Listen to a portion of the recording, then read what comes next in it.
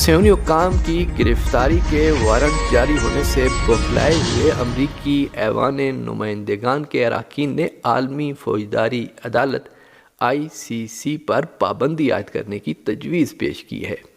غیر ملکی میڈیا کے مطابق امریکی ایوان نمائندگان نے قرارداد منظور کی ہے جس میں ICC پر پابندی لگانے کا مطالبہ کیا گیا ہے۔ یہ قرارداد عدالت کی جانب سے صہیونی حکومت کے سنگین جنگی جرائم پر سنائے گئے بعض فیصلوں کے باعث پیش کی گئی۔ امریکی قوانین کے مطابق اس قرارداد کو ایوان نمائندگان کے بعد سینٹ میں بھی منظور کیا جانا ضروری ہے۔ اگر امریکی سینٹ میں بھی اس قرارداد کو منظوری مل جاتی ہے تو امریکی صدر کے دستخط سے یہ قرارداد قانون کی شکل اختیار کر لے گی۔ امریکی ایوان نمائندگان کی فلسطینی نژاد رکن رشیدہ طلیب نے اس قرارداد پر تنقید کرتے ہوئے سوشل میڈیا پر لکھا ہے کہ ایوان نمائندگان نے بین الاقوامی عدالت پر پابندی عائد کرنے کا اقدام کیا تاکہ نسل کشی کے جنونی نیتن یاہو کو غزہ میں فلسطینیوں کی نسل کشی جاری رکھنے میں مدد دی جائے۔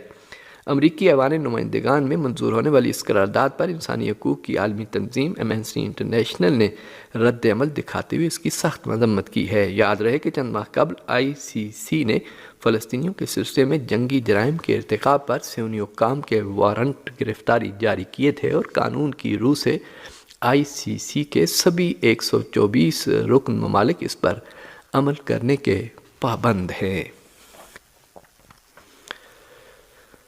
کرم میں سرکاری قافلے پر فائرنگ اور دھرنے کے بعد ٹل سے پارا چنار تک شاہراہ آج بھی بند ہے اور لوگ قافلوں کی آمد کا انتظار کر رہے ہیں۔ کئی دن گزرنے کے باوجود ٹل پارا چنار میں شاہراہ عام ٹریفک کے لیے تاحال بند ہے۔ مین شاہراہ کی بندش کے باعث کرم اشیاء خورد و نوش کے مزید قافلے ٹل میں کھڑے ہیں اور ڈرائیور 7 دنوں سے پارا چنار جانے کے منتظر ہیں۔ سرکاری ذرائع کے مطابق پارا چنار کے لیے سامان رسد کا اگلا قافلہ 2 روز میں روانہ ہوگا۔ سامان میں اشیاء خورد و نوش سمیت دیگر اشیاء ضروریہ بھی شامل ہوں گی۔ قافلے پارا چنار سمیت کرم کے مختلف علاقوں کے لیے سامان لے کر جائیں گے، تاہم اہلیان اپر کرم کے مطابق علاقے میں LGP اور پیٹرولیم مصنوعات سمیت کئی اشیاء کا بحران ہے جس کی فراہمی فوری طور پر ممکن بنائی جائے۔ ہندوستان کی ریاست اتر پردیش میں سنبھل کی شاہی مسجد پر تنازع جاری ہے، تاہم اب سپریم کورٹ نے ریاستی حکومت کو نوٹس جاری کرتے ہوئے کنویں کی پوجا روکنے کا حکم دیا ہے۔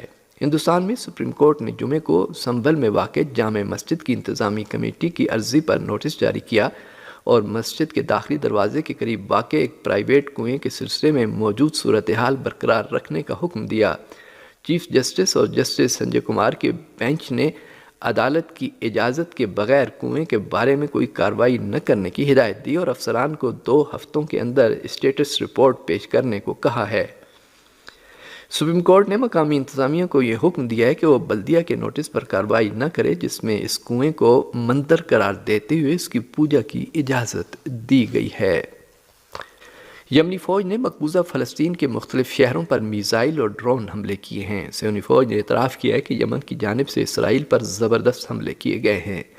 غاصب صہیونی فوج نے اعتراف کیا ہے کہ حالیہ دنوں میں یمن کی جانب سے اسرائیل کے مختلف شہروں پر سینکڑوں میزائل اور ڈرون حملے ہوئے۔ اگرچہ صہیونی وزیر اعظم نیتن یاہو نے غزہ کی جنگ کے آغاز سے مشرق وسطیٰ کو آگ لگانے کا دعویٰ کیا تھا، لیکن حقیقت یہ ہے کہ خطے کی استحکامتی تنظیموں کے حملوں کے سامنے صہیونی حکومت ناکامی سے دوچار ہوگی اور یمنی فوج ان حملوں میں پیش ہے۔ اس سلسلے میں اسرائیلی فوج نے ایک بیان میں کہا کہ یمنی فوج نے سینکڑوں میزائل مقبوضہ علاقوں کی طرف فائر کیے ہیں جن میں سے متعدد کو صہیونی دفاعی نظام روکنے میں ناکام رہا ہے۔ بیان میں مزید کہا گیا ہے کہ اس دوران یمنی فوج نے کم از کم 320 خودکش ڈرونز بھی مقبوضہ علاقوں کی طرف فائر کیے جس سے اسرائیلی فوج کے دفاعی نظام پر دباؤ بڑھ رہا ہے۔ یمن اور مقبوضہ فلسطین کے درمیان فاصلہ 2000 کلومیٹر سے زیادہ ہے، تاہم طویل فاصلہ طے کرتے ہوئے کامیابی سے اہداف کو نشانہ بنانے سے یمنی فوج کی دفاعی طاقت کا بخوبی اندازہ لگایا جا سکتا ہے۔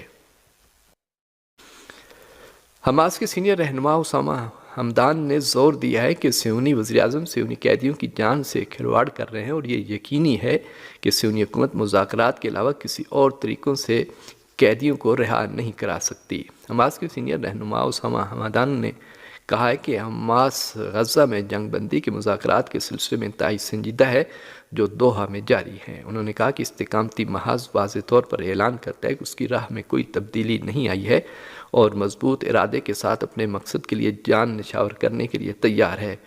اسامہ حمدان نے کہا کہ مذاکرات میں جنگ بندی کے نفاذ، غزہ سے غاصبوں کی پسپائی، قیدیوں کے تبادلے اور غزہ پٹی کی غیر مشروط تعمیر نو پر مبنی ہمارا موقف واضح ہے۔ دنیا اسنا حماس کے ایک اور رہنما ابو مرزوق نے بھی کہا ہے کہ 20 جنوری سے قبل جنگ بندی اور معاہدے کی بہت امید ہے، تاہم گزشتہ مہینوں میں جنگ بندی کی راہ میں نیتن یاہو نے رکاوٹیں کھڑی کی ہیں۔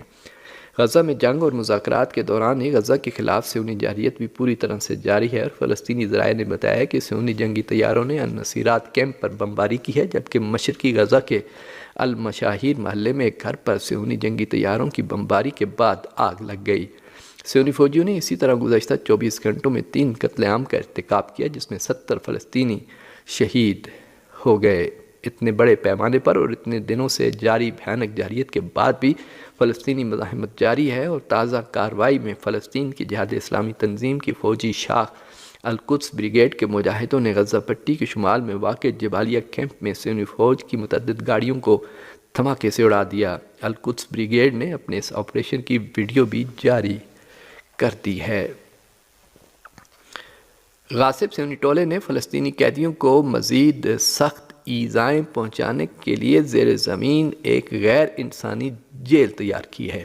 صہیونی ذرائع ابلاغ نے اس خبر کا اعلان کرتے ہوئے کہا کہ یہ جیل مکمل طور پر زیر زمین بنائی گئی ہے اور وہاں پر فلسطینی قیدیوں کو نہایت سخت اور دشوار حالات میں رکھنے کے لیے خاص انتظامات کیے گئے ہیں۔ رپورٹ کے مطابق اس جیل میں قیدیوں کو حتیٰ سورج کی روشنی بھی میسر نہیں ہے۔ راکفٹ نامی یہ ہولناک اور غیر انسانی عقوبت خانہ صہیونی ٹولے کے انتہا پسند وزیر ایتمار بن گوئر اور پولیس کمشنر کوبی یعقوبی کے فرمان پر تیار کی گئی ہے۔ رپورٹ میں بتایا گیا ہے کہ اس عقوبت خانے میں قید فلسطینیوں کے تمام حرکات و سکنات کی نگرانی کے لیے جدید ترین آلات اور ٹیکنالوجی کا استعمال کیا گیا ہے۔ اس جیل کی خبر عام ہونے کے بعد فلسطینی قیدیوں کے لیے سرگرم تنظیم نے اسے انسانی حقوق کی کھلی خلاف ورزی اور قیدیوں کے خلاف گھناؤنے جرم سے تعبیر کرتے ہوئے اس اقدام پر عالمی برادری کی خاموشی پر کڑی نکتہ چینی کی ہے۔ واضح ہے جمعرات کے روز صہیونی ٹولے نے ایک ویڈیو جاری کی تھی جس میں دکھایا گیا تھا کہ صہیونی وزیر ایتمار بن گوئر ایک جیل کا معائنہ کر رہا ہے اور فلسطینی قیدیوں کو نہایت بہیمانہ انداز میں ٹارچر کیا جا رہا ہے۔ حماس کے رہنما نے کہا کہ یرغمالیوں کی رہائی کے لیے صہیونی حکومت کو باقاعدہ معاہدہ کرنا ہوگا۔ حماس کے رہنما اسامہ حمدان نے الجزائر کے دارالحکومت میں ایک پریس کانفرنس کے دوران کہا کہ صہیونی حکومت کے ساتھ قیدیوں کے تبادلے کے معاہدے کے لیے مخصوص اصول موجود ہیں جن پر عمل درآمد کرنا ہوگا۔ انہی اصولوں کے مطابق ہی صہیونی یرغمالیوں کو رہائی مل سکتی ہے۔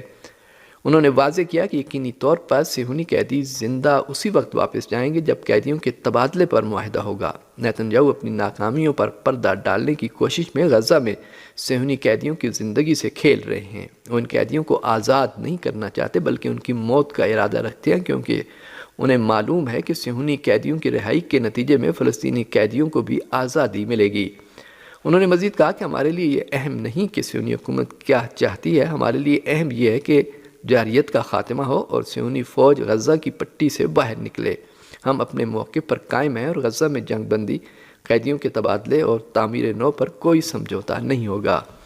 حماس کے سینئر رہنما نے کہا کہ صہیونی وزیر اعظم معاہدے تک پہنچنے کے خواہاں نہیں ہیں بلکہ وقت ضائع کرنے کی کوشش کر رہے ہیں۔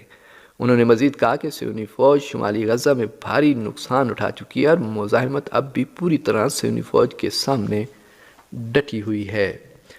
اور آخر میں یہ خبر کہ امریکی ریاست کیلیفورنیا کے شہر لاس اینجلس میں لگی بھیانک آگ کی تباہ کاریوں کا سلسلہ جاری ہے۔ غیر ملکی میڈیا کے مطابق لاس اینجلس کے جنگلات میں لگی بھیانک آگ کو تاریخ کی بدترین آگ بتایا جا رہا ہے۔ امریکی میڈیا نے علاقے کی کچھ سیٹلائٹس تصاویر بھی جاری کی ہیں جن سے آگ کی ہولناکی اور اس سے ہونے والی تباہی کا اندازہ لگایا جا سکتا ہے، گویا کہ علاقے پر ایٹم بم گرا دیا گیا ہو۔ غیر ملکی میڈیا کے مطابق تاریخ کی بدترین آگ اب تک کم از کم 29,000 ایکڑ رقبے کو اپنی لپیٹ میں لے چکی ہے۔ منگل سے لگی آگ بجھانے کے لیے پانی اور اہلکار کم پڑ گئے ہیں اور آگ سے 7 افراد ہلاک اور درجنوں زخمی ہو چکے ہیں، جبکہ اموات میں اضافے کا خدشہ بھی ظاہر کیا جا رہا ہے۔ امریکی میڈیا کا کہنا ہے کہ متاثرہ علاقوں میں 1 لاکھ کے قریب صارفین بجلی سے محروم ہو گئے ہیں۔ اب تک 10,000 کے قریب املاک اور عمارتیں راکھ کے ڈھیر میں تبدیل ہو چکی ہیں۔ جائزہ رپورٹ میں خشک اور تیز ہواؤں کے سبب آگ کے اور زیادہ بھڑکنے کا بھی امکان ہے۔ ابتدائی تخمینے کے مطابق اب تک اس آگ سے $50 ارب کا نقصان ہو چکا ہے، جبکہ بعض ذرائع $150 ارب کے نقصان کی بات کر رہے ہیں۔ ساحلی شہر لاس اینجلس میں آگ سے اس قدر تباہی پھیل چکی ہے کہ سوشل میڈیا صارفین اب متاثرہ علاقے کا موازنہ امریکی اور صہیونی بموں سے تاراج ہونے والے غزہ سے کرنے پر مجبور ہو گئے ہیں۔